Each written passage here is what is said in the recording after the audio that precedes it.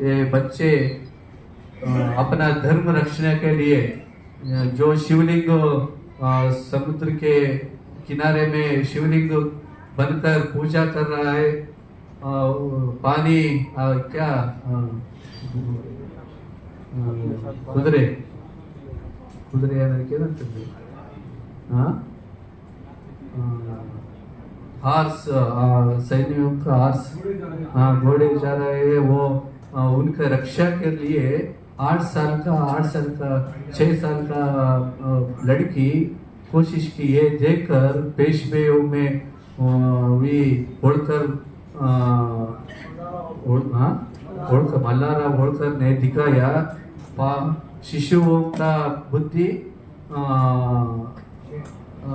तेज ऐसा है तीक्ष्ण है ये देखकर उनको